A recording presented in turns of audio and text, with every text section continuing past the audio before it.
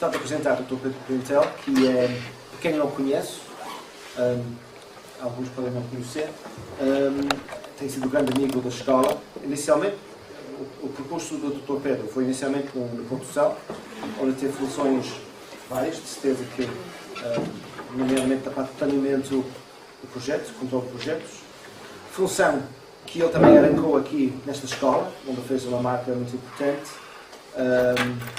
e quase tudo o que nós fizemos na área de projetos também foi ele que arrancou, os segmentos, essas coisas todas, portanto, devemos muito a ele e o trabalho que ele fez aqui. Depois passou por uma associação que as pessoas podiam não conhecer bem, mas é a ANIL, que é a Associação Nacional de Indústrias de Laticínios, onde ele foi inicialmente o diretor-geral, depois de alguns anos, passou a acumular também as funções, o estatuto também do presidente, para além do diretor-geral, e durante aquele período foi muito amigo da biotecnologia, ajudou-nos em muitas coisas e tem sido sempre disponível neste tipo de coisas, mas não só coisas palpáveis do trabalho. E atualmente, depois de 2013, se não estou em erro, passou a ser diretor-geral de uma organização chamada Centro Marca, que é uma organização de uma certa importância que tenho certeza no meio da conversa de todo mundo vai explicar. Portanto, a conversa tem este título que tenho certeza que vai ser minimamente respeitado, mas provavelmente por outras coisas no meio, que o Sr. Pedro. Gostava de apresentar-vos ao Dr. Pedro Pimentel. Obrigado, Pedro. Olha, isto está, é só fazer. E algum destes comandos funciona? Boa pergunta. Não é esse? É este disse. É este? Se tu consegues pôr isto a funcionar, vai ser único. Ninguém consegue. Serve a baraca com isso. O milhão de desmancha, já estou a perceber. Mas isso é Se não fosse um PC, eu chegava lá.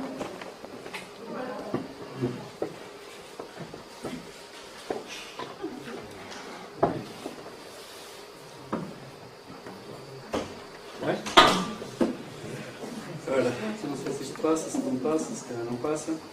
Vamos fazer assim, coisa mais simples. Pronto.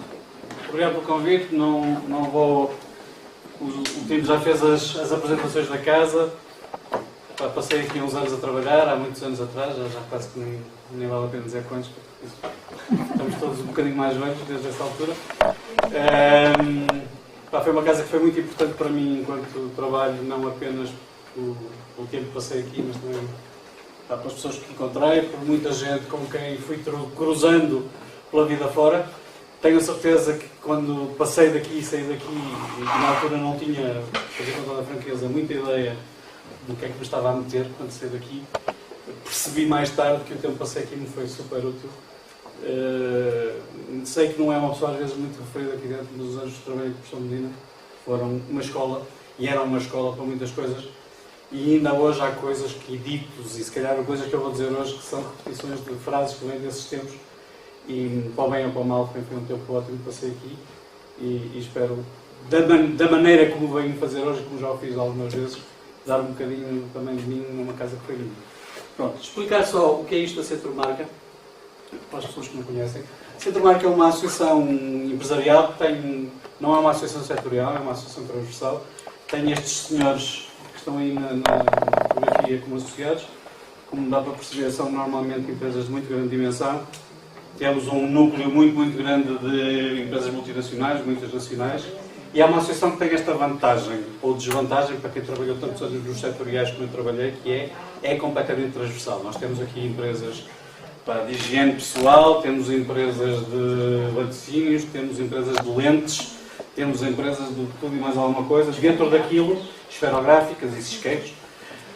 A Tabaqueira, que é uma empresa muito simpática para se ter como associada. E são empresas que, no fundo, nos dão várias coisas. Uma delas é a possibilidade, com muita facilidade, nós percebemos que um problema, qualquer que ele seja, se é um problema específico de específico de um setor, se é uma coisa relativamente horizontal, e trabalhar um bocado em função disso em termos de soluções. A Centro Marca.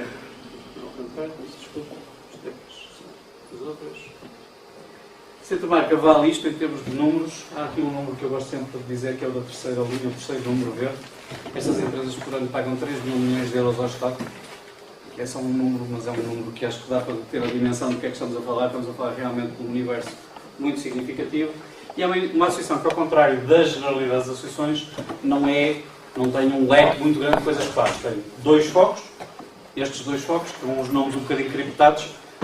A parte de cima, o que nós queremos é garantir a concorrência leal e a equidade, é basicamente a guerra entre fornecedores e supermercados, é isso que quer dizer aquilo, é basicamente o trabalho que nós fazemos e é aquilo que nós internamente na casa chamamos a dor de dentes. E a parte de baixo é aquilo que nós chamamos o sonho, que era ajudar o país, não só aquelas empresas, mas o país em geral, a desenvolver uma cultura de marca, sempre uma cultura de marca pensada em termos de valor. E vamos ver isso um bocadinho mais à frente quando for fazer a apresentação. Nós, a parte da dor de dentes, fazemos-la há muito tempo, fazemos-la, julgo eu, com alguma qualidade, temos obtido alguns bons resultados. É um gueto, é um trabalho muito complicado, porque é um trabalho em que se tem inimigos, é um trabalho onde se faz muita guerrilha, muito joguinho de bastidores, muito lobby, que é mesmo o termo. E há outra área, a área mais da marca, e nós somos um país essencialmente de produção, não somos um país de marcas, e é um bocado nessa área que nós estamos neste momento a tentar trabalhar. Um bocadinho com estes chavões, parecem-se umas frases soltas, mas isto tem uma lógica.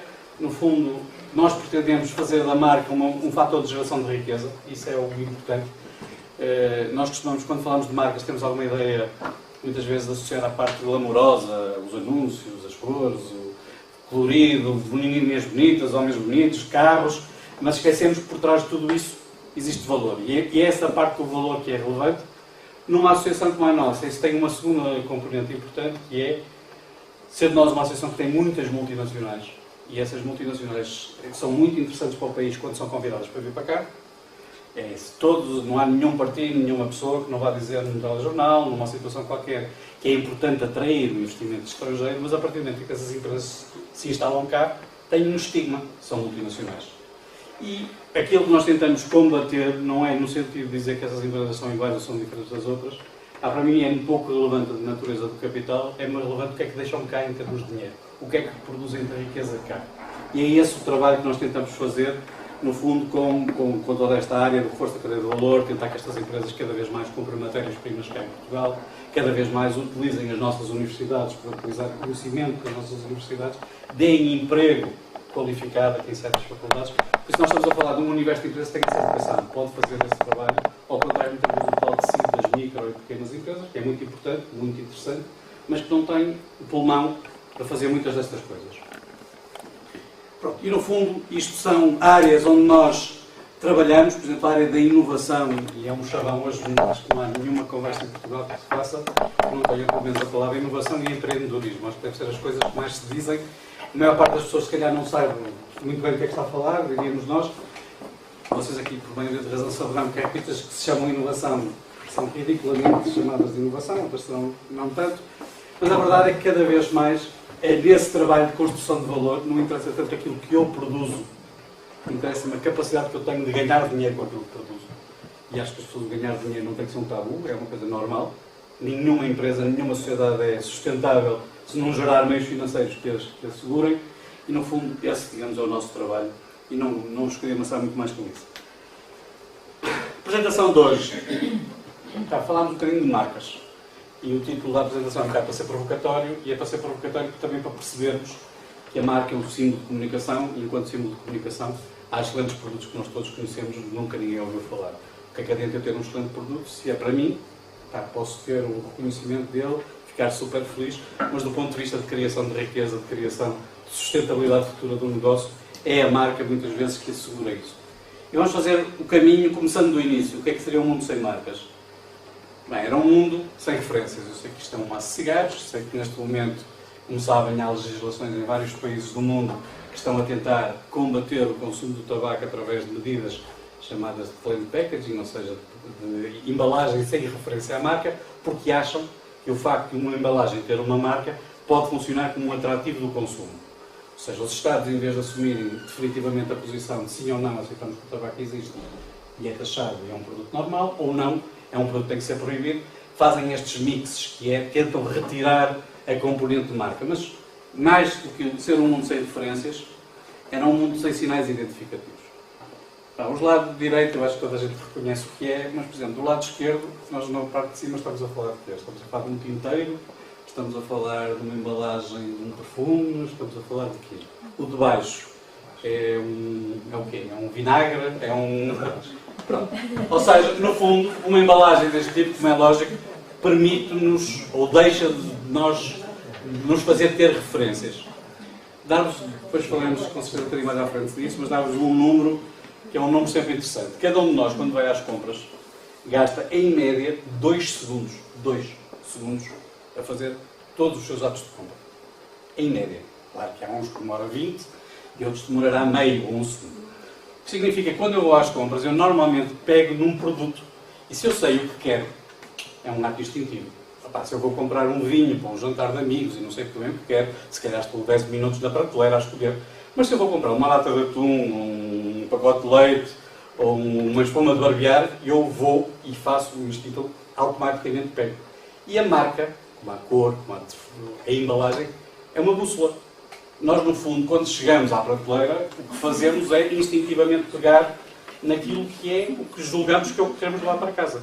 Vamos falar à frente que às vezes isso gera erros. Há muitas situações em que as próprias marcas, as próprias embalagens são feitas propositadamente para gerar erros. Porque se pretende que, no fundo, a pessoa seja induzida a comprar um produto que não quer. E a verdade é que este ato instintivo faz com que em cada 100 compras que nós fazemos, há 35 em que levamos qualquer coisa para casa que nós não queríamos. Queríamos levar os iogurtes de banana e levamos os ananás. Queríamos levar uma lata de sardinhas e levamos uma de atum, mas também há outras coisas piores, que é, eu queria levar um shampoo da marca X e levei o da marca Y, porque as coisas eram iguais e o formato era igual. Quer dizer, há aqui uma série de situações em que nós somos, de alguma forma, induzidos em erro pela tal falta de sinais identificativos. Mas era um mundo que também não tinha diversidade, no sentido em que, falando de um exemplo recente, está neste momento em voga, na Alemanha, o nascimento de uma série de supermercados em que não há embalagens. E isto é dado como sendo o último grito da evolução societária, porque a partir daqui, ou seja, não haver embalagens, significa logicamente poupança em termos de materiais de embalagem, não haver poluição, não haver mais outras coisas, mas, no fundo, estamos a falar de um supermercado de produtos a granel. É um supermercado de produtos a granel, não é outra coisa. E isso é muito interessante quando nós estamos a falar de produtos que não têm distinção. Se eu quero comprar feijão em unidades e quero voltar ao tempo em que o senhor na mercearia metia o jarro e passava para o qualquer cartão, estamos bem. Mas quando temos uma sociedade em que há diversidade de produtos, a ausência de comunicação, a ausência de meio para eu distinguir os produtos, gera, com certeza, pelo menos para aqueles que têm a escolha, é uma facto importante, gera esta ausência de diversidade e de liberdade de escolha. E essa liberdade de escolha termina, no fundo, num mundo que é um mundo sem cor, e isto é uma fotografia real de um grande prémio do Porto há 60 anos, ou 65 anos, e que era assim, um grande prémio de Fórmula 1 era isto. Hoje em dia, se nós pensarmos numa fotografia de um grande prémio de Fórmula 1 atual, mesmo que fosse a preto e branco, percebíamos que desde o capacete do carro à própria pintura do carro, tudo isso tem associado um esforço de publicidade, tudo isso tem cor, tudo isso gera, de alguma maneira, comunicação, e é essa parte que a marca nos dá, a parte da comunicação que é relevante. Por isso, no fundo, como é que devemos construir uma marca? E diria que não há marcas isoladas, ninguém tem marcas isoladas, as marcas fazem parte de um negócio, de um plano de negócio, e é uma parte, é a parte visível do iceberg. No fundo, eu tenho que fazer uma série de outras coisas para chegar ao ponto em que tenho que ter uma marca para colocar o produto no mercado. Não é tão relevante em alguns produtos, principalmente naqueles cujo destinatário não é um consumidor final. Se estamos a falar de produtos direcionados, como, por exemplo, um ingrediente para a indústria, a questão da marca não é tão relevante como num produto que é para o consumidor final e que nós pretendemos. Mas, de qualquer maneira, a marca é parte de um plano de negócio, não é mais do que isso, é a ponta final desse plano. E diria que nós devemos começar exatamente pelo início. Começar por fazer aquilo que em qualquer outra área se faz, que é ouvir, tentar perceber aquilo que nós queremos e tentar estruturar e antecipar. A maior parte de nós acha que as marcas é um nome. É uma coisa que nós damos e fica ali associado e fica bem ou fica mal. Joaquim Silva, com uma marca de roupa, se calhar não é muito bonito. Não é muito bonito. Se calhar fica mais bonito se fosse Joaquim e Silvix ou qualquer coisa que era um nome mais trabalhado. Mas a verdade é que isso não tem que ser mais do que tal reflexo do que vamos fazer por aqui adiante e que vamos falar. Por isso eu tenho que começar por fazer isto, não é? Tenho que começar por tentar pensar em valores. Isto aplica-se a uma empresa, como se aplica a uma escola, como se aplica a um hospital, como se aplica a outra coisa qualquer. E é preciso, no meio disto, começar a pensar em termos de criatividade e ser diferente. Num mercado que cada vez mais é amplo, e vocês pensem que nós hoje, a parte do digital, num espaço que eu diria de 5, 10 anos no máximo, vai revolucionar completamente aquilo que é a nossa percepção do consumo. Eu diria que o ato de ir às compras a um supermercado, por exemplo, é um ato, por definição, estúpido. É por definição estúpido, porque é um ato em que alguém fez chegar um produto a um sítio, que depois vai para outro sítio, que depois não vai ser levado a casa, quando tudo isto era muitíssimo mais simples se houvesse aqui, em termos logísticos, uma ligação entre quem está a produzir no início, não interessa quais são os elos do meio, e alguém que no fim diz que eu quero um pacote de leite. Bem, o pacote de leite lá ia ter a casa, e mais cedo ou mais tarde isto parece uma coisa muito extraordinária, ainda hoje não o é. Dizia alguém há muito pouco tempo que o comércio eletrónico na parte alimentar foi o que começou mais tarde. As pessoas, no fundo, há áreas, claro, a eletrónica foi se calhar a primeira, depois as coisas foram evoluindo. Hoje o têxtil, por exemplo, há uns anos atrás era impensável como é que as pessoas faziam, compravam roupas, têm a experimentar.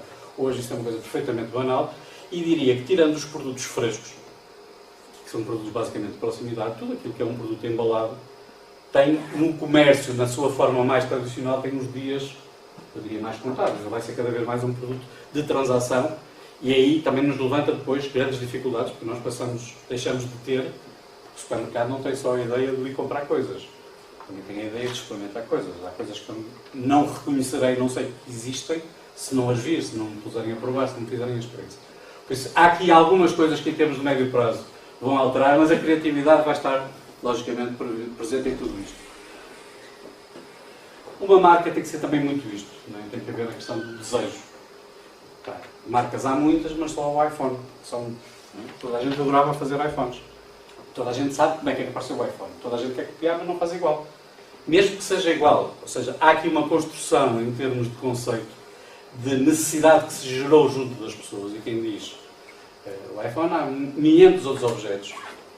Todas as pessoas adoravam chamar-se Gillette, se vendessem lâminas de barbear. Nós, quando vamos comprar uma lâmina de barbear, Quispo é um bom exemplo. Só que Quispo é uma coisa muito portuguesa. Não é? Mas, por exemplo, Gillette é uma coisa internacional, é uma coisa que toda a gente sabe. Vai-se a qualquer lado, não se pede uma lâmina de barbear, pede-se uma Gillette, que é exatamente isso, é uma definição de produto que está um bocadinho para além do nome, e há aqui a passagem. No fundo, aquilo que nós pretendemos, e pensem nisto, se calhar, cada um de nós tem a sua própria marca, o meu nome é a minha marca, de alguma maneira, e isto vai acontecer, ou seja, nós somos aquilo que a nossa reputação é. E, no fundo, todo um processo, seja económico, seja construtivo, de ensino, passa pela construção de uma reputação. E marca é essencialmente reputação. E reputação é uma coisa que se constrói. E não se constrói de hoje para amanhã, constrói-se lentamente, e também é uma coisa que se destrói. Aí, ao contrário, de hoje para amanhã. Por isso é muito fácil, ou eu diria é muito complicado, construir uma boa reputação, mas muitas vezes coisas muito simples podem ajudar a destruir a reputação. Este é um bom exemplo. Há uns anos atrás, num mês de agosto, que é em Portugal, não é por acaso que se chama Silly Season, há uns anos atrás houve um casamento, alguns perto de Lisboa, em que alguém bebeu ácido de uma garrafa de água. Alguém até era muito conhecido, por acaso, e depois aquilo deu notícia no telejornal, e a notícia foi dada com uma jornalista assim, com uma garrafa de Vitalis, assim, posta assim, e disse: esta garrafa ia matando uma pessoa.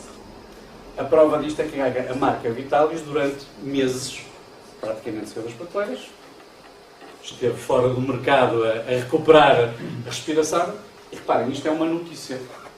Não é uma coisa muito relevante, mas é o suficiente para dar cabo de uma marca, principalmente se uma marca não estiver muito estruturada. Mesmo grandes marcas, vejam o que aconteceu recentemente com a BP Combustíveis, com aqueles acidentes que houve no Alasca dos barcos. Por exemplo, a BP no mercado americano, em muitas zonas do mercado americano, teve que vender postos de gasolina a outras marcas porque as pessoas não iam à BP. e não ia haver o que tinha havido um acidente. Isso é culposo, não é culposo, não é isso que está em causa. O que está em causa é que, digamos, a reputação da marca foi fortemente atingida. E, no fundo, quando nós estamos a falar de uma construção, e estamos a iniciar, por exemplo, um plano de negócio, se calhar a nossa reputação é zero, a gente parte do zero. Mas ninguém nasceu, a Apple não nasceu grande, nasceu pequenina. Todas as empresas nasceram alguns no tempo, no zero, e fizeram esse processo de construção.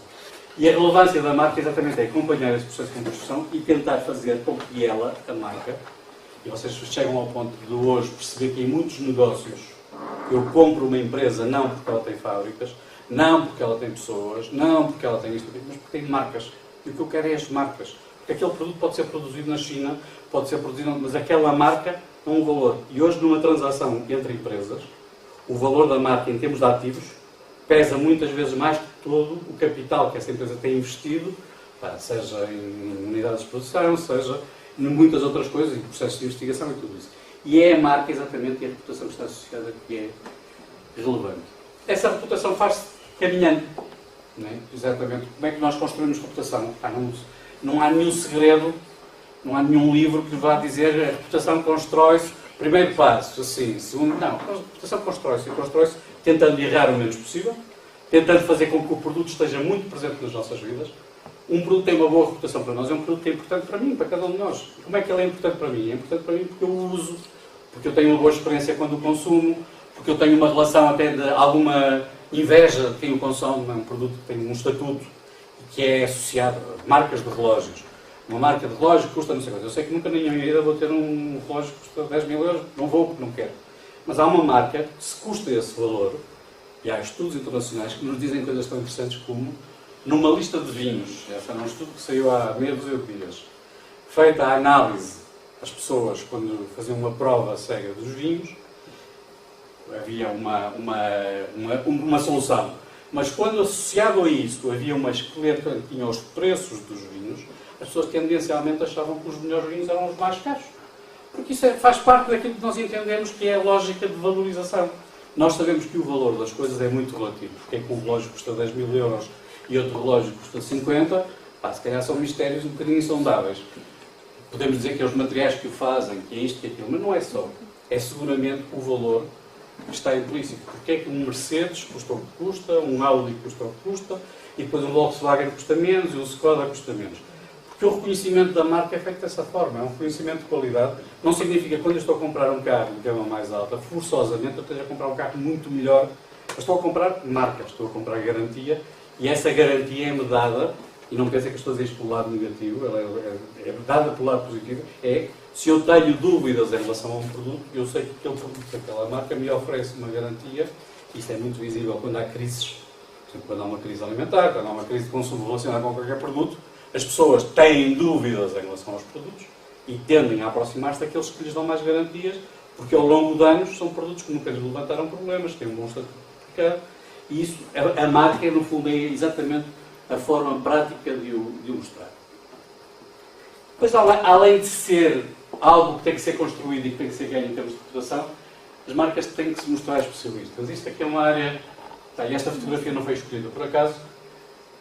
Acho que toda a gente sabe o que é que esta fotografia representa. Isto é um painel de rolos de papel higiênico da Renova. E é uma questão interessante que é perceber, por exemplo, como é que uma empresa que faz papéis higiênicos, eu diria que dentro das commodities é a coisa mais commodity do commodity, e se consegue ser diferente, se consegue ser inovador, não o sendo, porque no fundo nós não estamos a falar de outra coisa que muitas vezes dar cor a um artigo que não é absolutamente diferente do original, mas que se marca toda a diferença. Se vocês hoje forem pela Europa fora, percebem que a Renova não é uma marca portuguesa. A Renova já passou muito para a fronteira de ser uma marca portuguesa, e é um caso de estudo exatamente por isso. É difícil, se calhar não é tão difícil fazer isso num gadget qualquer. Agora, em papel higiênico, é com certeza difícil. E o que é que quer dizer com isto de ser especialista? Quando eu tenho uma marca que serve para tudo, e agora fazendo aqui um bocadinho o meu papel de costume, que é bater nos senhores dos supermercados, quando nós chegamos num supermercado e a mesma marca serve para vender salsichas, fraldas, lâminas de barbear e tudo aquilo que nos passa pela cabeça, essa marca existe, tem uma força, mas nós não podemos dizer nunca que a pessoa que tem essa marca é especialista em lâminas de barbear, ou que é especialista em papel higiênico, aproveita a sua marca para vender produtos. Mas as marcas de referência nos produtos são sempre aquelas que produzem normalmente gamas relativamente estreitas de produtos. Vocês não encontrem marcas, podem dizer assim, a Nestlé. Mas a Nestlé, mesmo uma Nestlé, quando chega ao produto, tem gamas completamente diferenciadas, com marcas completamente diferenciadas. E é especialista em cereais, é especialista em café, é especialista em chocolate, é especialista nisto, é especialista naquilo. E nas nossas empresas, nós vamos verificar que normalmente as boas marcas são marcas que sabem muito de alguma coisa. Sabem de vinhos, sabem. E têm alguma coisa que os marca a diferença relativamente àqueles que são um supermercado de marcas. São, no fundo, alguém que tem uma marca, 2, 3, 5, não interessa quantas, mas que não tem uma política de jogar esta marca com nenhum tipo de especialização. Por isso, o facto das marcas serem especialistas não é aqui uma questão de jargão, nem sequer de racismo em relação às outras. As boas marcas são marcas que têm um trabalho feito em áreas muito concretas e cada uma das pessoas que está aqui, que está ligada com os seus setores, sabe que isto não é mentira, com certeza. No fundo, aquilo que nós dizemos é que todos os produtos são iguais, mas nem todos têm as mesmas características. Eu posso vender maçãs, mas nem todas as maçãs são iguais. Em minha casa, eu sei que não se pode dizer isto, mas toda a gente gosta muito de uma coisa chamada Pink Lady, que é uma maçã francesa, não é portuguesa, é uma maçã muito mais cara que as maçãs que normalmente estão no supermercado, mas é uma maçã que tem um sabor diferente, uma maçã que tem uma textura. Nós preferimos essa, eu até falo que é.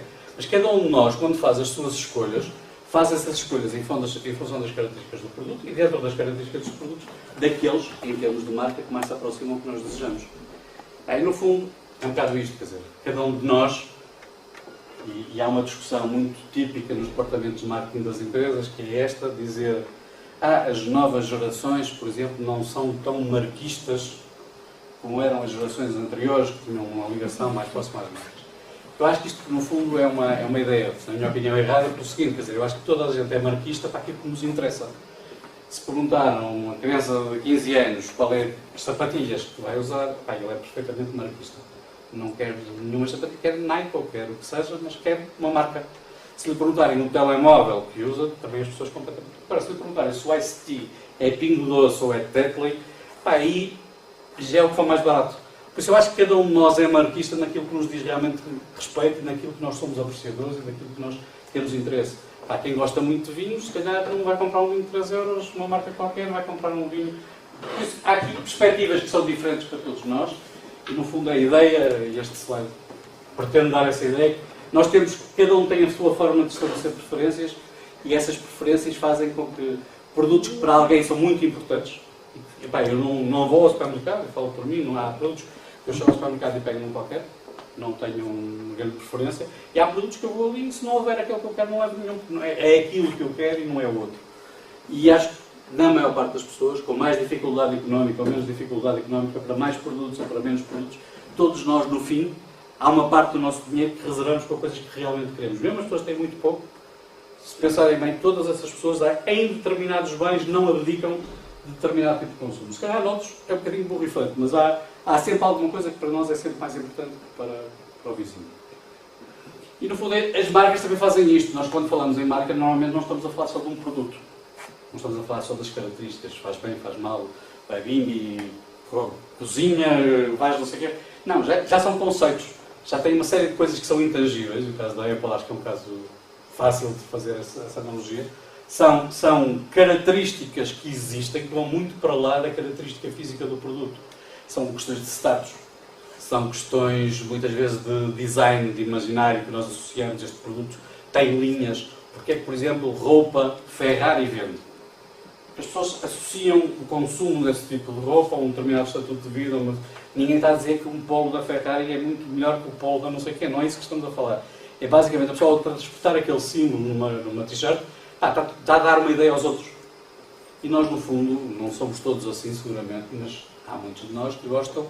Por exemplo, há pessoas que detestam, as senhoras detestam carteiras que tenham lá chapado o nome da marca. Que é o Carolina Herrera, o CH, o CC. E há pessoas que, ao contrário, há pessoas que gostam imenso. As carteiras até pode ser bonito ou feio, não está tão importante, desde que nós consigamos dizer aos outros E aqui em Portugal há uns sítios belíssimos para fazer compras de objetos desse género, e é divertido sempre ver, normalmente os domingos de manhã a seguir aos sábados, são sempre muito divertidos para perceber como as marcas são importantes para as pessoas, porque as pessoas às vezes usam artigos, não importa muito bem a origem, mas em que a marca está muito presente. Podemos dizer que isso é um exagero, que não é um exagero, mas a verdade é que isso tem algum aspecto que as pessoas não o fariam importante na vida das pessoas. Pronto. Depois aqui há mais uma vez a questão, como é que eu consigo ser especialista, como é que eu consigo ser diferente? Só consigo ser diferente se estiver à frente dos outros. Nós não podemos, as pessoas não inovam porque calhou. As pessoas inovam porque têm normalmente um foco, querem fazê-lo. As pessoas não criam novos produtos porque é giro. As pessoas criam novos produtos porque isso faz parte normalmente de uma linha de continuidade em que nós percebemos, por exemplo, que uma marca tem que mexer. Uma marca que tenha um produto fantástico, mas que seja o mesmo produto desde 1954, provavelmente hoje as pessoas estão cansadas. Há uma questão, a nossa vida exige coisas novas. E quando nós muitas vezes podemos ser as pessoas mais tradicionais deste mundo, mas quando chegamos a um espaço e há alguma coisa de uma marca que eu, por exemplo, já conheço e que eu vejo que é nova, a minha tentação de experimentar é sempre maior do que será a de um produto que eu nunca vi mais gordo nem mais magro. Por isso, nós temos esta associação que facilmente nos faz dizer que uma boa marca também é uma marca que nos vai apresentar ao longo da vida coisas que nos permitem ir pensando, hoje estás aqui, falando outra vez da questão da Apple, não é? Hoje estamos a falar do iPhone, amanhã estamos a falar dos iPads, depois da manhã já estamos a falar de uma coisa, por exemplo, a própria Apple hoje a falar internamente, a dizer que o negócio dos novos iPhones está a matar o negócio dos iPads, porque no fundo quem tem aqueles telemóveis com 1,5 m de altura já não precisa ter um iPad, porque no fundo faz as duas coisas com um telefone só. Por isso há aqui uma continuidade. A verdade é que cada vez que uma marca dessas faz uma conferência para anunciar as suas novidades, isso é notícia no mundo todo. As pessoas estão expectantes e, invariavelmente, no dia a seguir, 50% no mínimo dos comentadores diz que está muito desiludido, porque estava a contar com coisas muito mais revolucionárias, aquilo afinal é uma continuidade. E é um bocado esta expectativa que se gera, que só é possível quando se tem realmente grandes marcas, como há um lançamento de um carro. Nós sabemos que há todo um alarido que se faz à volta disso, e que há sempre, o que dizia que o modelo anterior, a carroceria é muito mais bonita, os novos são até feio, há sempre esta resistência que nós todos temos à mudança, mas simultaneamente nós estamos à espera que estas marcas nos tragam todos os dias coisas novas. Pronto, no fundo é aquilo que dissemos há bocado do Quispe e da Gillette, assim, o que é que toda a gente desejava? Toda a gente desejava ter a marca que eu amanhã vou ao supermercado e peço, em vez de falar de espumador BFL e Palmolive, ou se eu falar disto, falo de uma marca, isso era o que todos desejávamos. Obviamente isso não é possível. Não há duas Apple no mundo, não há duas Gillettes no mundo, não há duas não sei quem no mundo. Toda a gente gostaria de o fazer, e quando nós temos mercados portugueses, ou mercados pequenos como o português, há uma dificuldade maior, que é depois ganhar a questão da escala. E é por isso que muitas vezes nós temos muito boas empresas. Eu diria que hoje quem tiver em Portugal uma muito boa empresa, a melhor solução para o seu crescimento é vender. É quem tenha uma muito maior empresa e que possa fazer disso um bom negócio. Logicamente que nós em Portugal temos ainda uma cultura muito de produção, e é aqui que às vezes se joga. Nós, há relativamente pouco tempo, estive numa apresentação na área do setor têxtil, e alguém dizia que o setor têxtil em Portugal está a viver um período muito interessante, recuperou depois daquela fase muito complicada dos anos 90, recuperou muito, hoje há muito boas empresas, mas tem um foco. São grandes produtores para grandes marcas. Isto é, o foco da maior parte dos nossos industriais é fazer, estou exagerando, fazer t-shirts para a Boss. É para a Boss, não é para outra marca qualquer. Mas a verdade é que uma t-shirt sai daqui e custa 5 euros, chega à Boss e leva o símbolo da Boss e sai da Boss a custar 50. Por isso, a Boss pôs o símbolo e ganhou 45 euros, e nós fizemos um trabalho brilhante e ganhamos 5. E é aqui neste jogo que eu acho que numa altura em que tanto se fala dos tais empreendedorismos, das startups, de tudo que nós sabemos de mais alguma coisa, é importante que as pessoas que estão hoje a começar tenham a percepção que trabalhar desde o início na construção de um bom produto, de uma boa ideia é fundamental, mas que isso tem que chegar ao mercado e tem que vender. E tem que vender e tem que ter uma marca. A marca é aquilo que dá o reconhecimento de valor. Nós podemos dizer que marca é qualquer coisa, que não podemos chamar. Mas a verdade é que se eu não conseguir individualizar o produto, se eu não conseguir comunicá-lo como uma coisa diferente, eu vou ter um produto mais num monte, e não é exatamente isso, presumo eu, se pretende. Depois há a questão, também é importante, a questão da inovação e a questão da comunicação. Acho que toda a gente sabe que é isto, no fundo.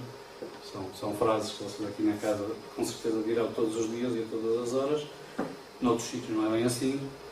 Mas a verdade é que nós não conseguimos ser inovadores em tudo o que fazemos. Nem tudo é disruptivo, nem tudo que nós fazemos consegue ser diferente, completamente diferente.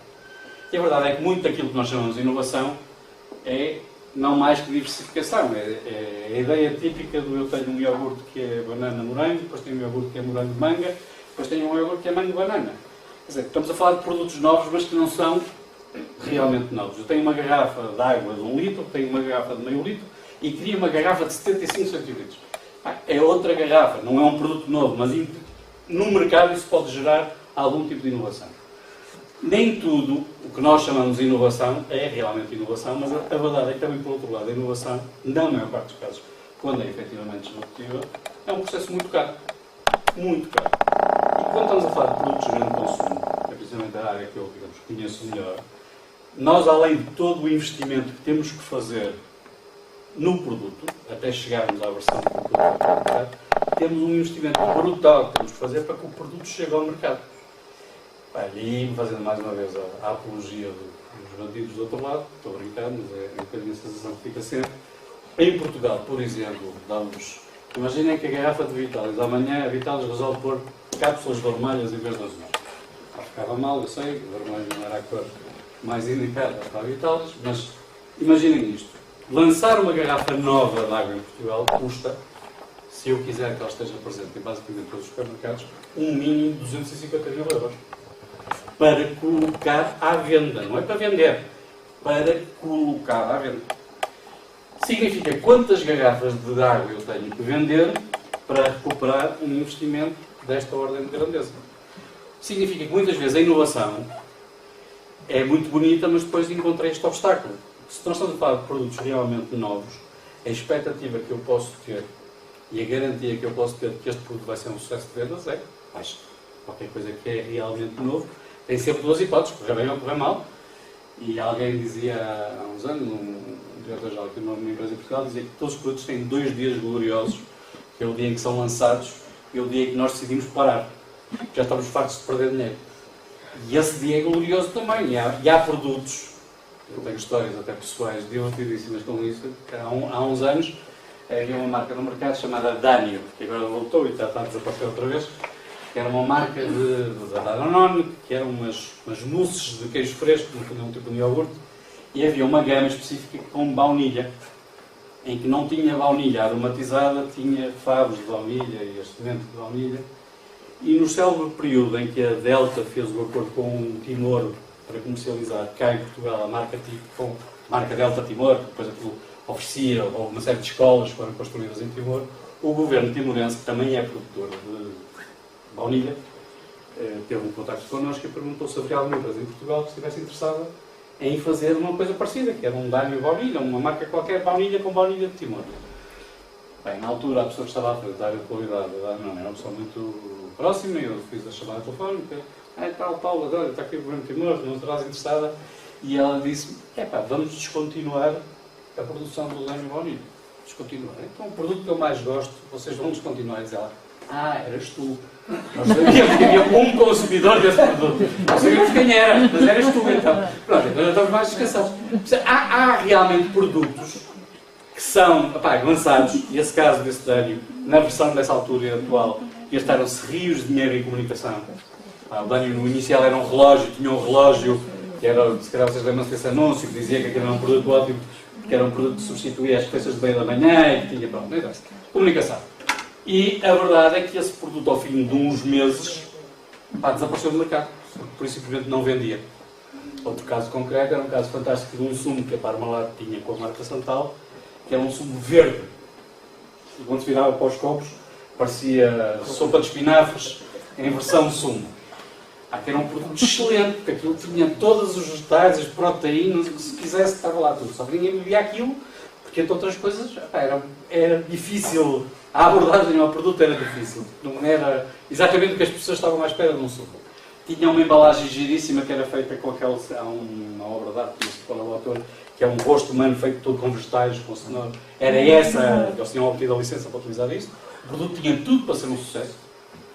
E durou 3 meses no mercado. E ao fim de 3 meses no mercado, foi tomada a tal decisão gloriosa. Para-se. Por isso, nós normalmente, quando estamos a falar em produtos deste tipo, temos que pensar que estamos a investir, mas é um investimento caro e que não tem nunca sucesso garantido. E que nós pretendemos fazer sempre isto. É estar à frente da concorrência. Quer dizer, o que é que se pretende quando se faz o lançamento de um novo produto, uma inovação? É eu ter um tempo, e no mundo que corre, esse tempo é cada vez mais curtinho, em que eu sou o único que tenho, seja lá o que for. O problema todo hoje é que hoje sempre foi fácil fazer cópia mais descarada ou menos descarada, seja lá o que for. Hoje em dia é mais fácil, com digamos, toda a circulação de informação. Hoje não é preciso ir a uma feira na China para saber que produtos novos é cá na China. Quer dizer, isto hoje, as coisas, digamos, o mundo é muito mais pequeno e a vantagem competitiva que se obtém quando se lança um produto é também ela muito mais curta. O que obriga que quem realmente inova tem que pensar sempre, eu não posso pensar que para fazer uma inovação eu estou 10 anos a pensar na próxima. Tem que haver aqui uma mecânica de estarmos sempre, tentar estar sempre um passo à frente da concorrência. E isso é muito, muito caro e é muito difícil, principalmente em estruturas pequenas. Quando nós estamos a falar de empresas que não têm meios humanos, por muito apoio até que as próprias universidades possam dar, faz falta. Há massa crítica, por isso é que as empresas de maior dimensão, a dada altura, o que é que fazem? Eu não consigo inovar, mas há ali uma empresa pequena na Irlanda que está a desenvolver uma coisa qualquer de certo. Compro. Se vocês forem ver, muitas das inovações que as grandes empresas hoje lançam no mercado foram empresas que nasceram em pequenas escalas em determinados sítios, mas que a dada altura foi a melhor coisa da vida que aconteceu seguramente a quem fez a invenção, em vez de andar a massacrar a cabeça durante anos, foi ganhar. O seu esforço foi devidamente recompensado quando se chega a esse ponto em que se consegue vender. E nós temos casos aqui em Portugal de muitos projetos desse género que são vendidos a grandes empresas internacionais. Se calhar, para a história, o que fica é a empresa internacional que comprou o processo e que tem hoje o produto no mercado, mas na verdade são muitas vezes desenvolvimentos de coisas que se fizeram, quem diz aqui, diz noutros países, que não são exatamente os centros da inovação que nós pensamos quando pensamos em termos internacionais. O outro lado é que cada vez que eu inovo, é a tal história dos produtos que vinha a falar. Eu inovo, mas se ninguém souber, é muito interessante, mas perdoem-me em português, é uma coisa perfeitamente masturbatória. Quer dizer, é para mim, sou eu, está tudo, não há aqui nada que não seja para o mercado.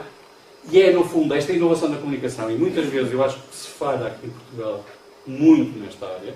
Nós temos excelentes empresas com excelentes produtos, mas que depois é preciso quase arrancar a saca-rolhas que as empresas comuniquem. Alguém me dava um exemplo recente, uma empresa de roupa interior, que é aqui na zona de Barcelos, uma coisa chamada Ímpetos. Provavelmente já passaram lá, à porta, quando se vai na A28, vê-se a fábrica ali em grande destaque entre Esposende e Barcelos.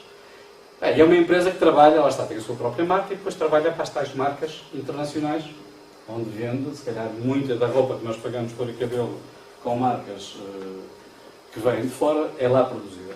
A verdade é que só agora é que essa empresa começou a tentar perceber se nos mercados internacionais a sua própria marca começava a ter espaço que permitisse. Aqui em Portugal vendia.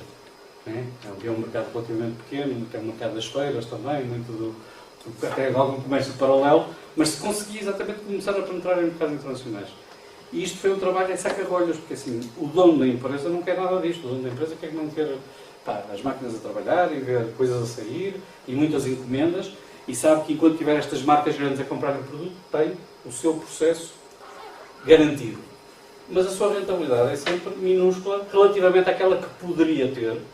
E nós todos conhecemos o exemplo de meia dúzia de empresas portuguesas que estão a fazer algum sucesso fora, os casos das Flyland, das salsas, que toda a gente conhece.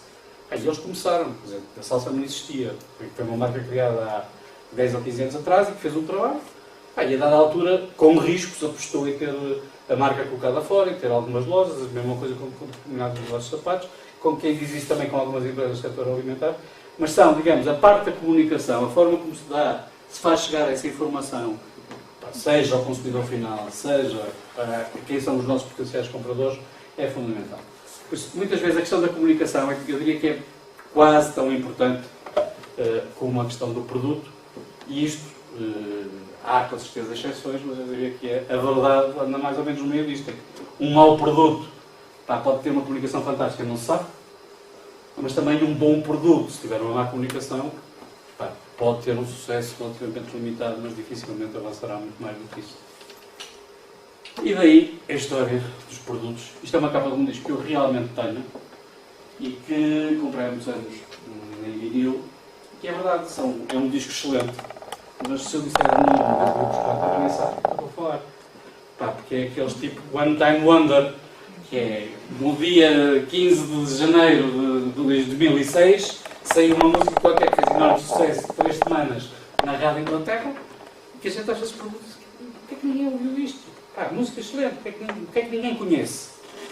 E a questão é um bocado essa, ninguém conhece porque não faz parte das tais playlists que a gente ouve na rádio. Há coisas que eu hoje, sou muito franco, já quase que não ouço rádio, a não ser a parte noticiosa, porque não há paciência. Se vocês ligarem uma rádio de manhã e fizerem como eu faço, Portos de Lisboa de enfiada, percebem que eu venho a mesma música, a mesma, que às vezes é horrível, vamos ser francos, a mesma música 10 vezes durante um dia, 15 vezes durante um dia, não há paciência. E a questão é um bocadinho entrou no ciclo, no circuito, faz sucesso, porque há muita gente que infelizmente associa, ou felizmente, não sei, associa quantidade a sucesso. Se eu ouvi isto 10 vezes, eu até nem gostava antes, mas ouvi 10 vezes, deve ser bom. E eu chamo isso a tática da porta da discoteca. Se vocês aqui há uns anos se lembram, e quem está as pessoas mais velhas da sala lembram-se bem disso, havia uma técnica fantástica que se fazia aqui no Porto, que era, a discoteca estava vazia. Ninguém lá dentro, mas não se deixava entrar ninguém, até ficava um magote de gente à entrada, que era para dar a ideia a quem passava, pá, que aquilo devia ter um interesse. Estava ali tanta gente à espera para entrar, é porque tinha algum interesse. E aqui é um bocadinho a mesma coisa, é assim, há coisas que martelado, repetidamente martelado, entra. Há marcas que entram, há produtos que nós, às vezes as pessoas perguntam-se para que é que realmente isto vale mesmo a pena ou não, mas a verdade é que, a dada altura, toda a gente tem um descascador de não sei o que é, porque aquilo martelou 53 vezes na televisão e as pessoas acabam por comprar. A questão da comunicação é fundamental. Se eu tenho um bom produto, se não o comunicar, se guardar para mim, eu dificilmente chego lá. Finalmente, e acho que isso é a questão que temos vindo a falar desde o início, não basta ter bons produtos nem bons serviços, eu acho que a questão de identificação é fundamental. Eu tenho de me tornar necessário ao olho de quem compra. Às vezes não me interessa muito aquilo que eu consigo fazer no meu produto, é tão melhor que os outros. É a maneira como eu o coloco. Mais uma vez, e peço desculpa do português, eu uso muitas vezes as expressões assim, todo burro come palha, precisa saber dar, quer dizer, um bocadinho. A questão é um bocado esta, ou seja, não está tantas vezes na questão da palha, nem na questão do burro, está na questão do ato. E o ato aqui é realmente o ato relevante, é muitas vezes a questão da comunicação, e falando daquilo que eu dizia há pouco, um mau produto que eu compro uma vez e que esse produto, para mim, porque foi muito bem comunicado, me atraiu. Se a experiência que deriva do consumo for má, o que é que eu faço? Não repito. Por isso tem que haver aqui alguma sustentação do ato de consumo. Mas eu preciso conquistar a primeira compra. Ninguém passa a ser um comprador do produto se não comprar pelo menos uma vez. E a dificuldade nos negócios, muitas vezes, é conseguir que as pessoas experimentem. E se a questão for muito diferente daquilo que é o produto tradicional, mais difícil é eu convidar as pessoas à experiência.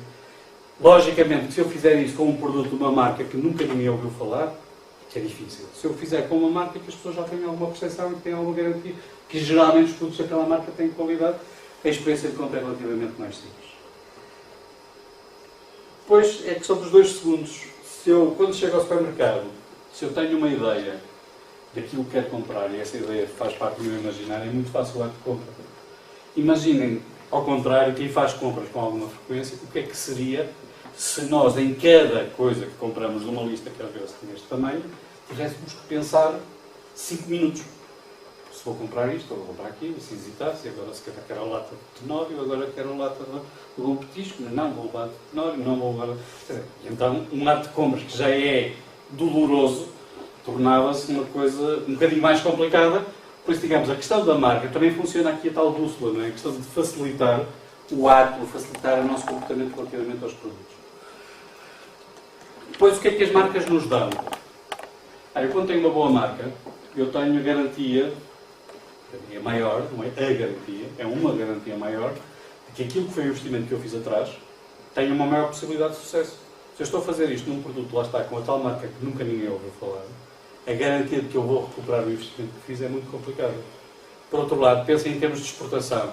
Quando nós exportamos as tais t-shirts de 5 euros, ganhamos 5 euros. Quando nós exportamos uma t-shirt que tem uma marca, estamos em termos de valor, estamos a exportar valores completamente diferentes.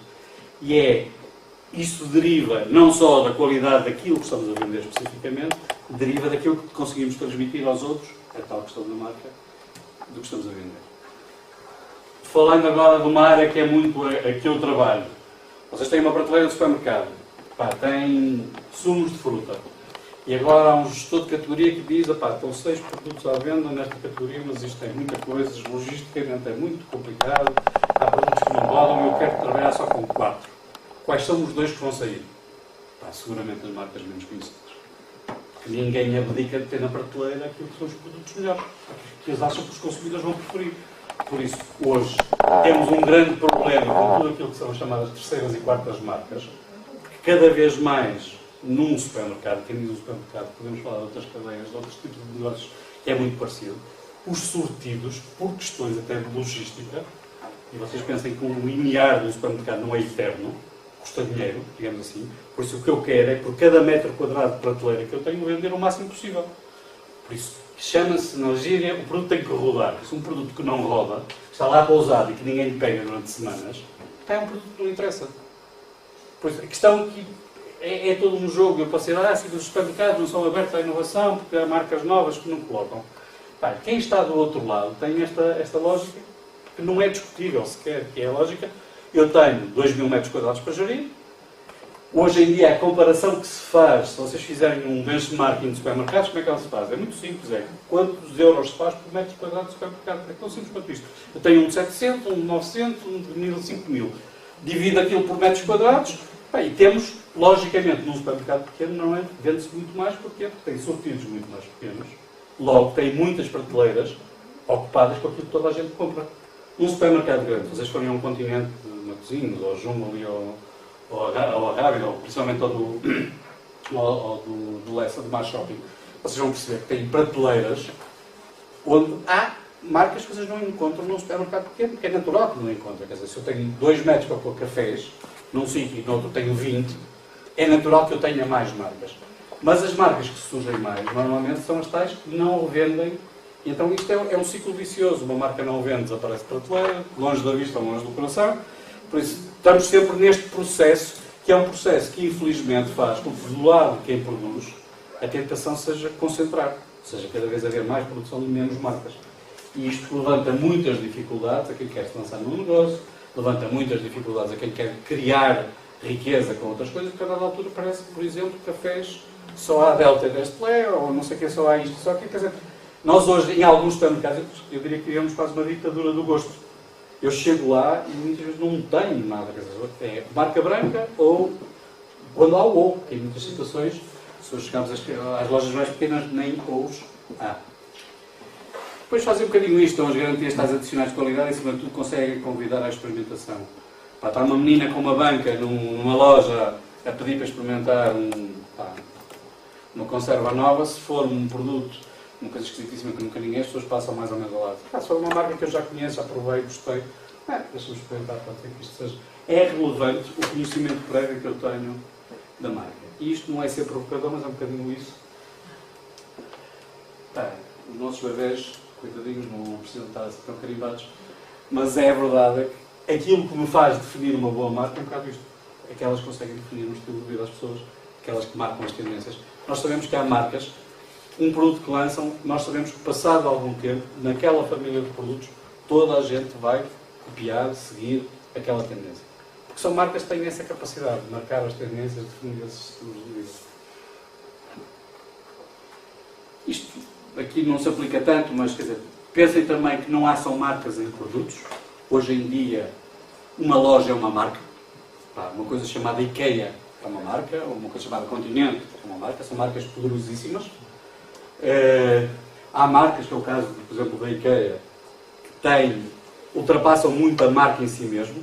Hoje em dia as pessoas dizem, esta é uma casa decorada, esse bloco foi uma casa decorada na IKEA. Toda a gente sabe facilmente Pá, eu casei-me a primeira vez há, não vou dizer há quantos, há muitos anos.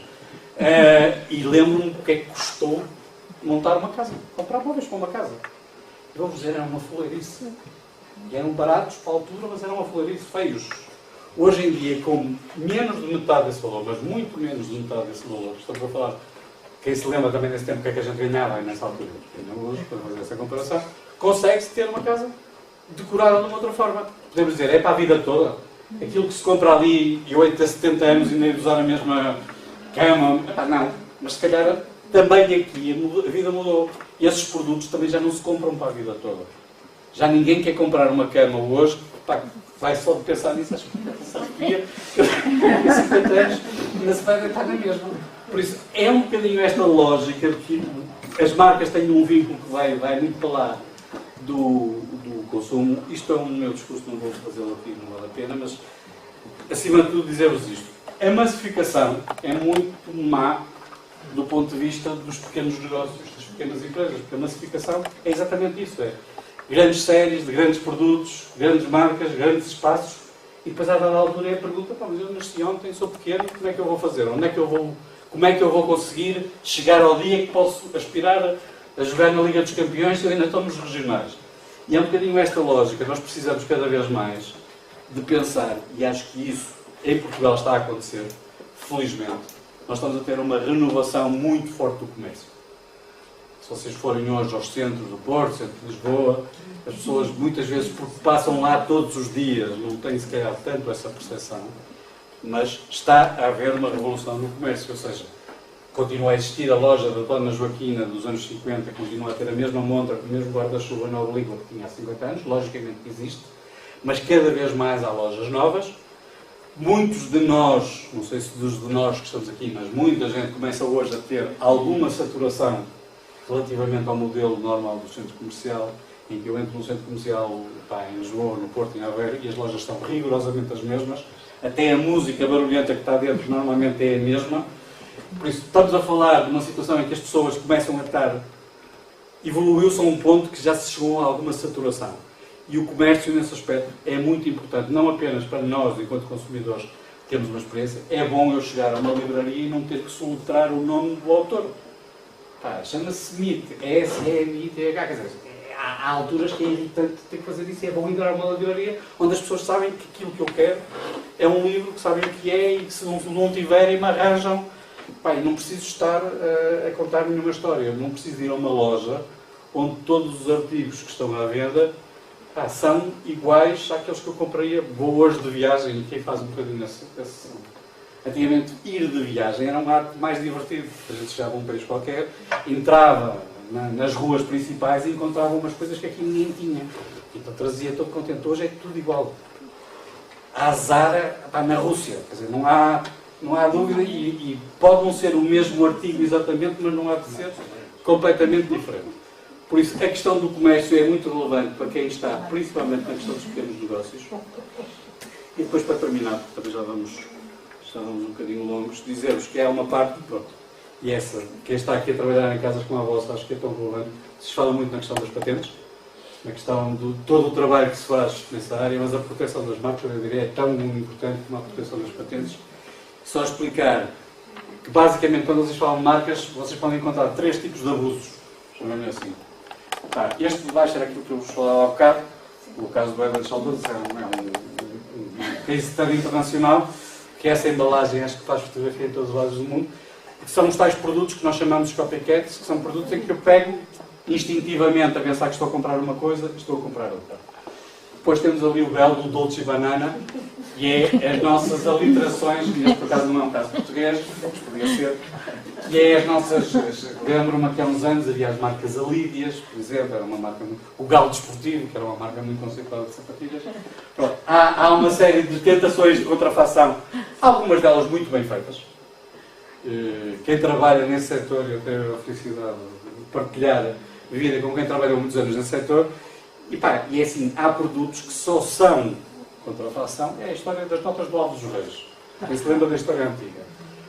Tudo é verdadeiro, menos a autorização. Tudo é verdadeiro. Os botões são verdadeiros, o tecido é verdadeiro, a etiqueta é verdadeira, tudo é verdadeiro. A única coisa é que foi produzido sem autorização do lobo. As notas do Álvares Reis também eram verdadeiras, exatamente iguais, só que o Banco de Portugal ele tinha falsificado a autorização, era tal e qual. Por isso, nós temos casos da contrafação, problema português, mais uma vez, fogueira, mas temos casos de contrafação em que eu diria que muitas vezes, entrando-se num jantar muito requintado, se calhar são duas pessoas sentadas a um lado ou outro com duas camisas iguais e uma custou 15 euros na feira e outra custou 150 na loja e elas são iguais, não são parecidas. Depois há o conceito tipo a chinês que é parecido, não é? A coisa é mais ou menos como o telefone, é mais ou menos como... Mas nós estamos a falar de coisas que são produzidas nas mesmas fábricas, com as mesmas máquinas, com tudo igual. Que são contrafações muito bem feitas. E que são muito... Há marcas em Portugal, e não é só em Portugal, que são muito difíceis de... Por exemplo, pensem em Portugal o que é vender Lacoste numa loja. Lacoste é para martelar, quer dizer, é uma marca martelada. Por isso, hoje comprar Lacoste numa loja, é óbvio, o detentor da marca Lacoste sofre prejuízos brutais todos os dias, que são daquelas marcas. E nós hoje temos algumas situações em que marcas, principalmente na área têxtil, na área de calçado desportivo, que são fortemente atacadas. E depois, a terceira, que é, digamos, a mais recente forma de brincar às marcas, é fazer uma coisa interessante, que é, as marcas são registradas, vamos ver à frente, normalmente para o seu mercado nacional. Por isso eu registro, crio uma marca em Portugal, de vinho, e registro a marca em Portugal, só que esse registro só tem valor neste retângulozinho. Passando a Espanha, esse registro já não tem nenhum valor. E o que acontece é que nós, nesta última fona de exportação, muitas empresas que não exportavam nada há 10 anos atrás, começaram a ter cada vez mais esta preocupação de colocar produtos no exterior, mas não acompanharam essa preocupação com a preocupação do registro. E o que é que está a acontecer? Há algumas pessoas portuguesas, até muitas vezes, registram elas, essas marcas, no estrangeiro, e o que vão pretender é fazer, vão pretender chantagem com os donos das marcas, dizendo: eu tenho a tua marca registrada na Alemanha, por isso, se tu quiseres ficar com ela de volta, compra, paga. Um bocadinho o exemplo que acontece com os domínios na net. Vocês provavelmente já todos receberam uns mails manhosos a dizer que eu tenho o domínio não sei o quê, e se quiser comprar, uns chineses, quase sempre são chineses, não é ser racista, mas é um bocadinho a questão, o mercado está muito virado para aí. E nós tivemos um caso muito recente de alguém que fez um registro brutal de marcas e começou a arranjar aqui uma série de problemas e que registrou coisas tão fantásticas como a marca Benfica e Sporting. Não registrou o ponto, foi uma vantagem, mas registrou a marca Benfica e Sporting para esses mercados, registrou marcas de vinhos, registrou marcas de queijos, registrou marcas de azeites e depois andou a pedir aos 50 mil, 25, 100 mil, aqui e acolá, para as pessoas recomprarem aquilo que supostamente é deles, mas que, se pensarmos na verdade, não é deles, porque a marca não está registrada. Ou seja, o senhor não fez nenhuma ilegalidade em termos reais, fez na prática porque ele nunca teve a vontade de utilizar a marca naqueles mercados. A única questão era fazer uma questão pronta e muito simples de chantagem. Por isso, no fundo, há um princípio que eu acho, e é daquelas frases que eu digo muitas vezes, e foi ouvida nesta casa há muitos anos, por alguém que já falei há pouco, que me dizia uma vez que ninguém copia aquilo que não presta. Quando uma pessoa se senta ao lado de um exame de alguém, está com o intuito de copiar, não se vai sentar ao lado de um mau aluno. Não vai. Por isso, quando eu tenho um mau produto, ninguém quer copiar. Estamos descansados, ninguém nos vai atacar o produto, ninguém quer saber daquilo. Mas se eu tiver, a partir do momento em que o meu produto é melhor, eu começo a ser sujeito a este tipo de situações. Por isso, pensando nós que ninguém quer ter maus produtos, eu diria que da mesma maneira que eu tenho um bilhete do cartão de identidade, da mesma maneira que eu ando e tenho alguma coisa que me identifica, exatamente da mesma forma eu tenho que registar as minhas marcas. O registro é uma questão muito simples. O registro permite outras coisas que não é só eu registrar, permite eu vender. Se ela é minha, é um bem meu, eu posso vendê-la, eu posso atribuir uma licença a alguém. Vejam, que é o franchising. O franchising não é mais do que isso. Eu tenho uma marca está associado a um conceito e depois, no fundo, alugo essa marca a alguém que tem um espaço, tem que estar sujeito a um conjunto de regras e posso fazer e posso reagir, logicamente, a quem tente usurpar a minha marca. Depois, é obrigatório fazer registro? Não. Não é. Isso é um bocadinho a história de Santa Bárbara com Troveja. Nunca é preciso nada até ao dia em que há algum problema sério. Vou-vos devem-se lembrar, alguns pelo menos, dessa história. Eu aqui há uns 15 anos atrás estive metido num furacão, que foi um dia, houve uma marca de queijo que saiu de Porto de Lima e foi para Valdecambra e resolveu-se fazer um caso nacional com a história do Limiano, se recordam. E pronto, por razões profissionais eu estava muito metido e a verdade é que a empresa que tinha a marca, que por acaso era a mais vendida do país, tudo registrado. É assim, era tão nosso que nem era preciso, era mesmo nosso. Pronto, aquilo era nosso, não era preciso. E a partir do momento em que alguém percebeu isso e tentou agir contra-registando o produto, e depois aquilo deu origem, se lembram, aí é uma celeuma muito grande, fez outra coisa, que foi pegar em todas as marcas dessa mesma empresa, todas, e tentar registrá-las todas. Se estava aquela mal, era provável que as outras estivessem iguais. Eu posso dizer que numa empresa de dimensão relevante se gastam muitos milhares de euros por ano com gabinetes de advogados que só tratam de marcas. A tratar de marcas é uma especialização. Normalmente não é o mesmo gabinete que me faz o direito de trabalho. Não, há gabinetes que são específicos. E esta empresa trabalhava com um gabinete específico. Por acaso até era se calhar o maior do país. Apesar disso, reparem, hoje o que é que se pode registrar? Pode-se registrar tudo. O último dos registros extraordinários que eu ouvi é o da Harley Davidson, que registou o som do motor das motas. Por isso, ninguém pode ter uma moto com um som equivalente ao de uma Harley Davidson. Por isso, o registro chega a estes pontos. Uma garrafa de Coca-Cola, o modelo da garrafa, está registado. Eu posso tentar fazer uma garrafa parecida, vou ter um problema, porque a Coca-Cola imediatamente me vai dizer que aquela garrafa não pode ser, porque eles têm um exclusivo, a marca é registada. E como é que o fazem? Registra-se tudo, registra-se sons, registra-se imagens. Um rótulo, uma marca não é só um nome, é uma imagem, por isso convém quando eu registro, e tudo custa dinheiro, e é isto que muitas vezes também faz com que as empresas não o façam, é porque isto são, digamos, parcelas a somar.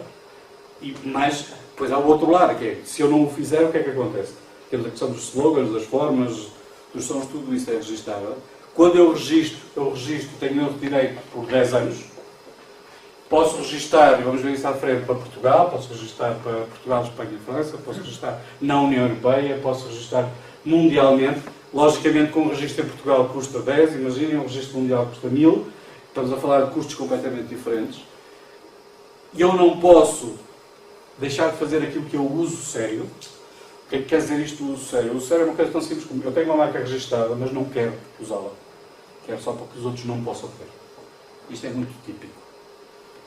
Tinha uma empresa que trabalhava muito comigo, que acontecia uma situação, até na altura, a responsável da empresa, um ex-aluno desta casa, em que faziam Assembleias Gerais, imaginem, uma sexta-feira às 6 da tarde, e decidiam, vamos lançar no mercado 2 produtos novos com a nova marca X.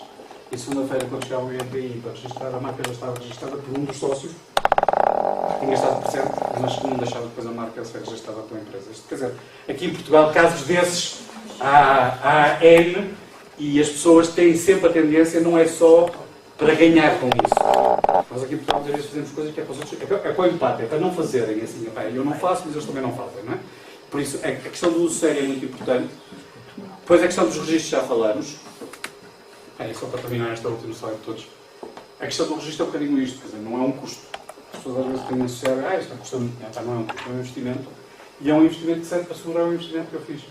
Muitas vezes, boas empresas têm tido situações muito complicadas, até nomes comuns são usados internacionalmente. A questão do vinho do Porto vocês conhecem, por exemplo, é um caso concreto de tentativas que se fazem de tornar uma designação, que é uma designação que nós sabemos regionalizada, como um nome genérico.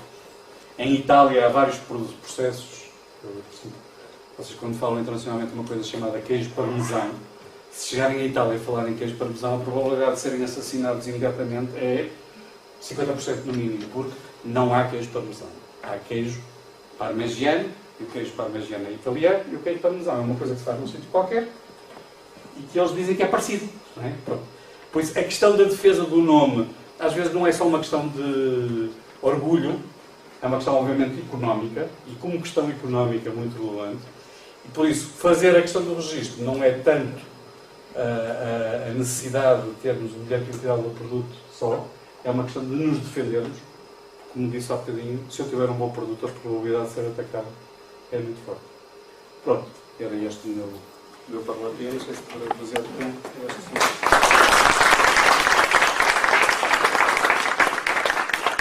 Se houver alguma questão. Muito obrigado, Pedro. Não sei se alguém tem uma pergunta a fazer. Gostava. João, obrigadíssimo. Perguntas curtas.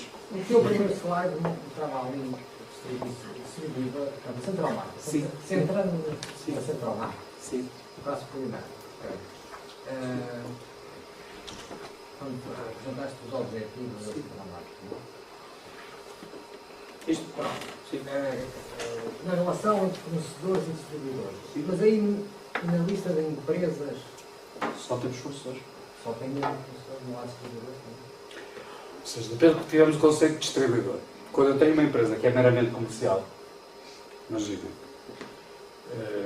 Procter & Gamble, que é uma multinacional que toda a gente conhece, com marcas de detergentes, parcerizentos, tudo o que se quiser. Em Portugal produz zero. Todos os produtos são produzidos em Portugal, são importados de algum sítio. A Procter & Gamble portuguesa, se quiser divulgar um limite, é um distribuidor, não é um fornecedor no sentido de produtor. Nós aqui representamos, se quisermos, representamos uma das equipas, é que aí vende, e somos uns simpáticos adversários de quem compra. Sendo que em Portugal, quem compra são basicamente seis operadores. Nós em Portugal temos uma lógica que é esta: os dois primeiros operadores em Portugal valem 60% do mercado e os 6 primeiros valem 85% do mercado.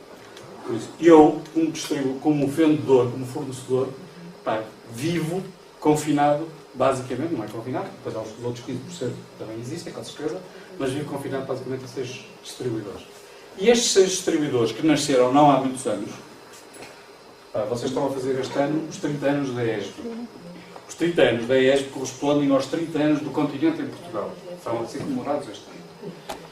Na minha vida do dia-a-dia, aquela coisa que a gente diz sempre em todas as reuniões, é que o ACDC não é antes de Cristo e depois de Cristo, e antes do continente e depois do continente.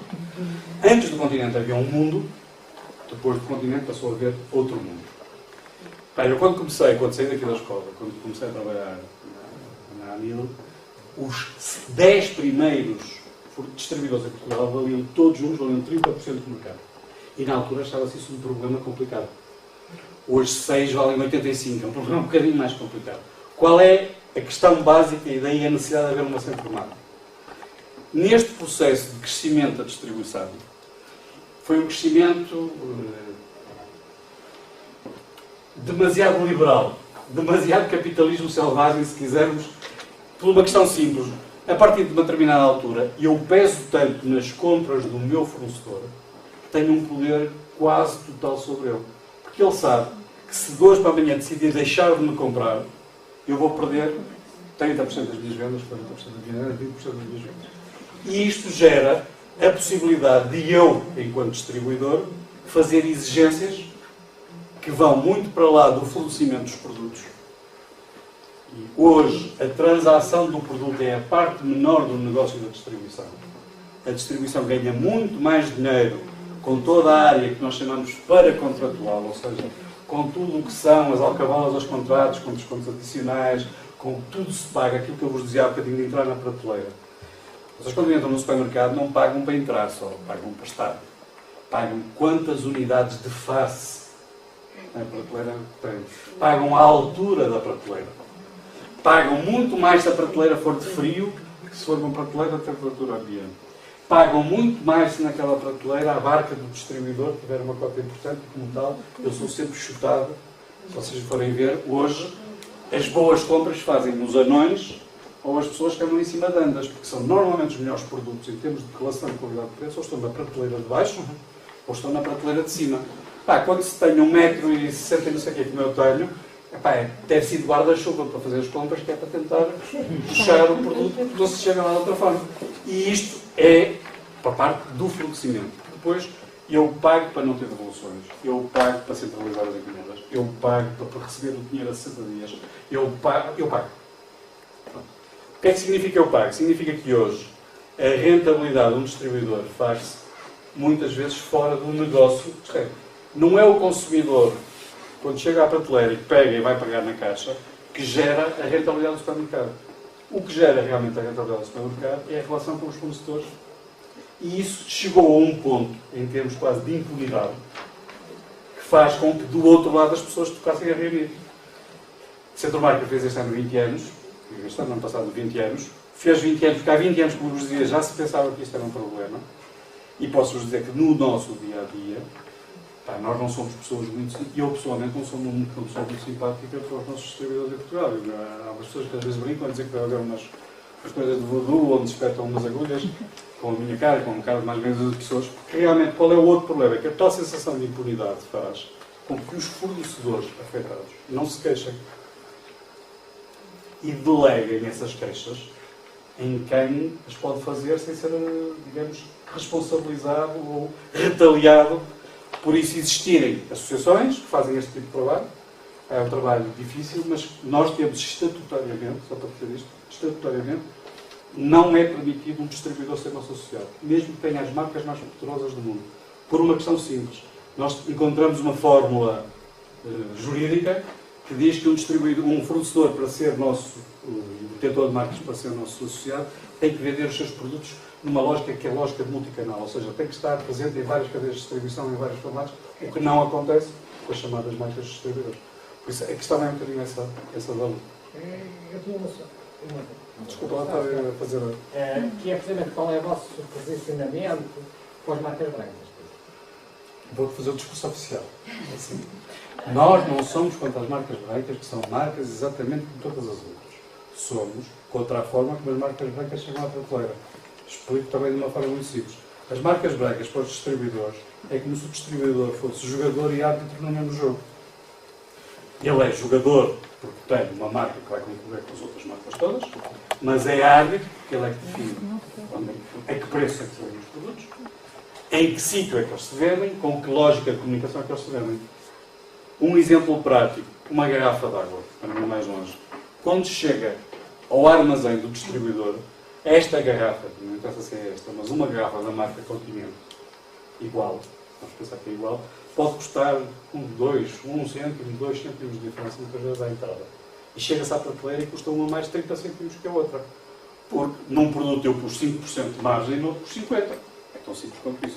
Por isso, se eu quando escolhi pôr 50 num e 5 no outro, eu estou a induzir o consumidor a dizer, leve este porque é mais barato. Isto tudo é possível enquanto um lado pagar para que o outro lado exista. Fazendo agora uma questão para o prático último. Quando vocês aqui há 2 anos atrás, 2 anos não, já fez 3 anos, houve aquele grande 1 de maio do Pingo Doce. Toda a gente, pronto, a revolução industrial em versão supermercado. Esse 1 de maio introduziu, foi, digamos, é quase como antes de Cristo e depois de Cristo, foi outro antes de Cristo e depois de Cristo, outra versão. Fez com que o assunto, que era um assunto de uns queixinhas contra outros senhores, passasse a ser um assunto público. Os governos que até ali diziam, sim senhor, você tem toda a razão, mas viraram costas e eram borrifeiros. Passou a ser um problema político. E pronto, as coisas que tiveram, para nós, vou dizer com toda a franqueza, enquanto associação, foi a melhor coisinha que podia ter acontecido, foi aquilo, porque transformou uma situação que era conhecida, mas que não havia ação sobre ela, numa situação que passou a estar na primeira página na agenda. Mas o que é que eu quero dizer com isto? A dada altura, o Pingo Doce chegou a ter, em termos das vendas totais, chegou a ter quase 50% das vendas que fazia na marca branca. Okay? Do total daquilo que tudo vendia, quase 50% era marca branca.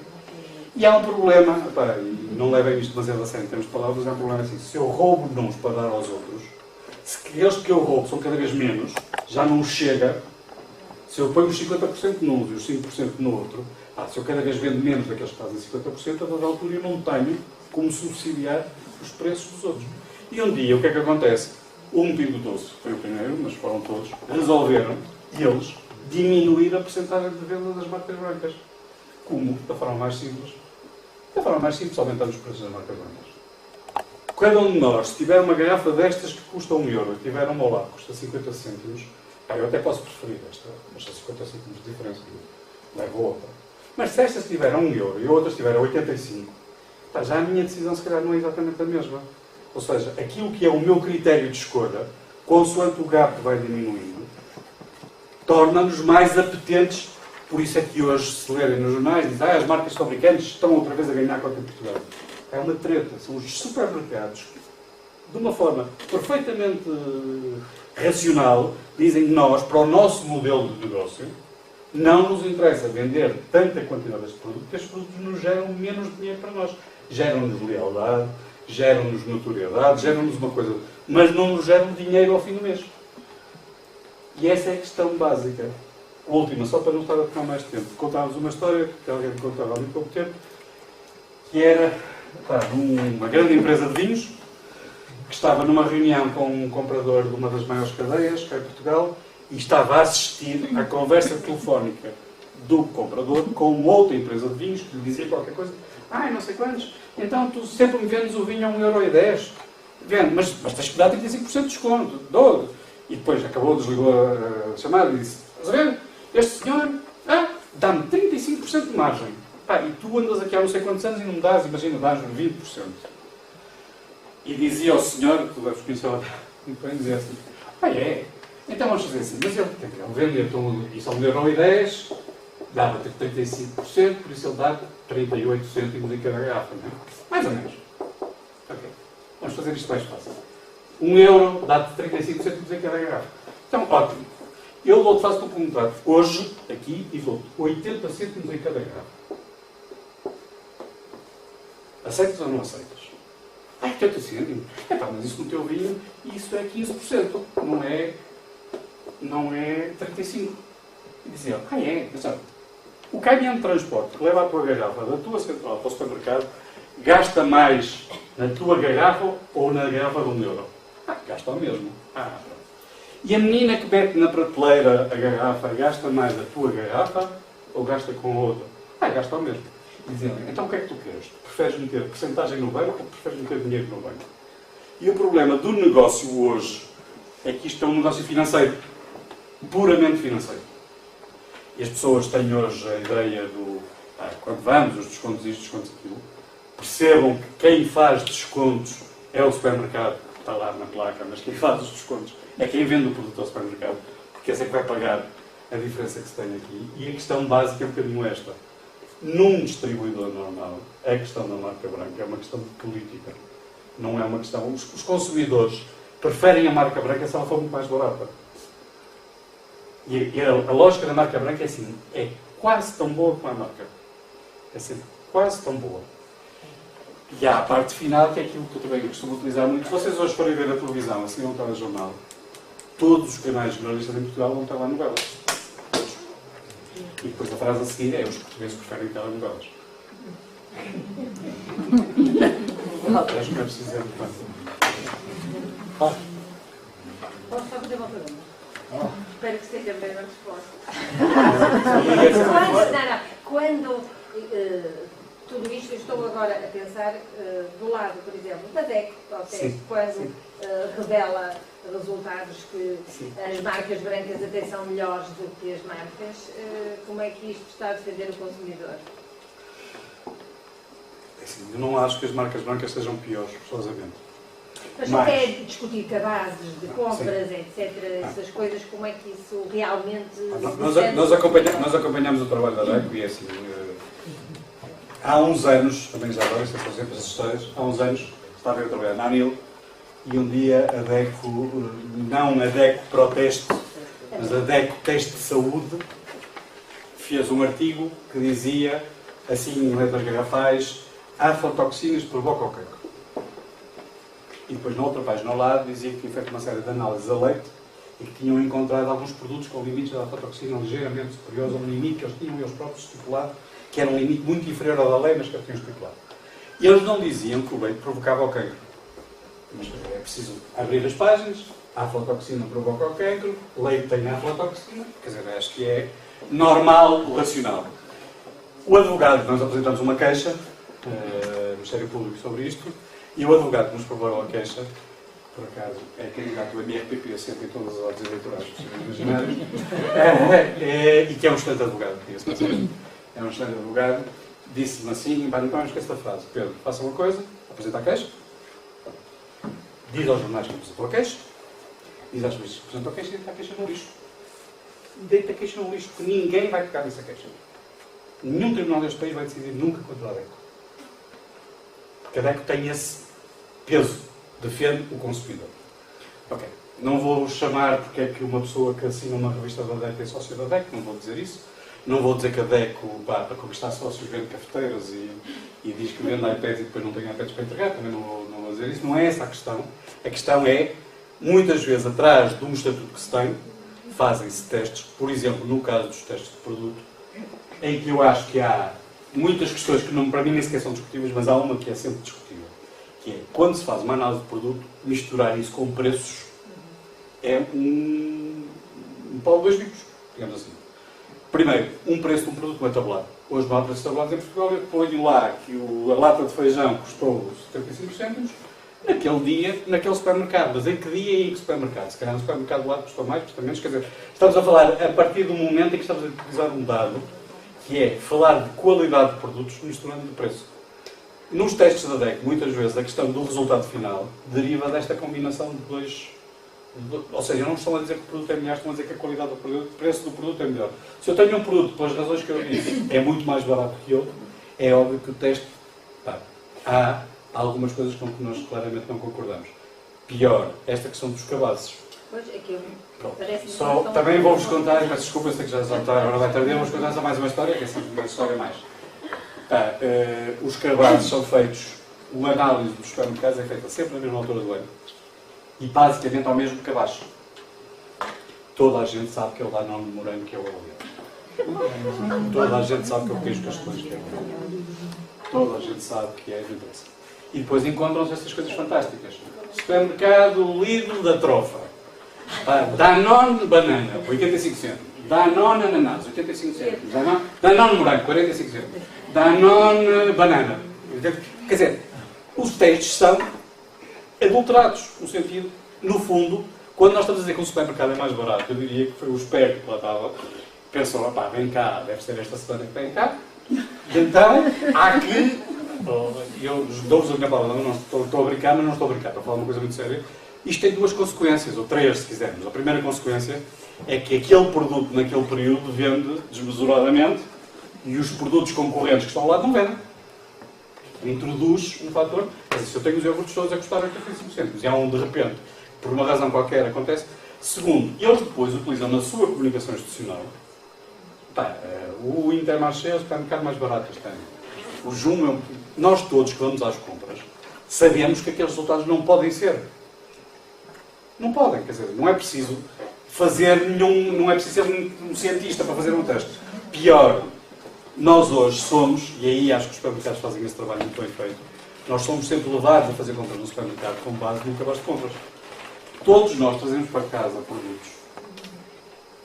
Dando um exemplo prático, nós temos uma mercearia ao pé de casa simpática. Tem um sortido razoável, é uma coisa muito pequenina, mas tem um sortido muito razoável. Garanto-vos que se fizerem lá as vossas compras semanais nessa mercearia, não são mais caras que se forem ao Continente ou ao Jumbo ou qualquer desses. Não são. Não são. Porquê? Porque aqueles supermercados que vocês têm os produtos realmente muito baratos, mas depois há outros que ninguém quer saber. Nós muitas vezes, e há situações, e voltando à questão da DECO, tem uma organização equivalente à DECO em Inglaterra chamada WITCH. Vamos conhecer. A WITCH ainda hoje saiu um artigo enorme sobre um conjunto de histórias que eram um produto que custava €1. Na véspera foi posto a €1,5. E depois fazem um pack que é 2 por €2,5. E você poupa 50 cêntimos. Opa, não poupa nada. Depois tem um produto que tem novo preço, €1. E o produto foi vendido a 3 dias ao velho preço, €1,50, e depois é vendido 6 meses ao novo preço. Poupou. Quer dizer, a questão, hoje em dia, é um bocadinho a história do bolo e da palha. É um bocadinho a comunicação. Logicamente, nós todos temos sempre a sensação de que estamos a ser beneficiados. É isso que eles querem. Mas, se calhar não serão os únicos, seguramente, que o fazem, mas isso acontece com alguma frequência. Sei que todos querem ir jantar. Não, mas realmente podemos, certeza muita gente que aqui tem perguntas, que realmente nos foi muito rico, mas não queremos abusar mais da generosidade do Dr. Pedro, foi excelente mesmo estar connosco. Às tantas vamos precisar repetir a dose um dia dessas, porque realmente há perguntas e coisas, portanto, se fosse, pronto, a gente estende este convite. Versão B. Exatamente. Isto foi isso, e agora o próximo é dia 5. Não, e também já se percebe alguma coisa sobre mim, porque quando eu estive cá a aprender português, estava e pensava que toda a gente falava tão rápido como Pedro, portanto atrapalhou-me muito. Mas faz que ele consegue transmitir muita informação em muito pouco tempo. Muito obrigado, Pedro, foi excelente, foi exatamente uma tutoria que nós estamos procuramos. Obrigadíssimo então.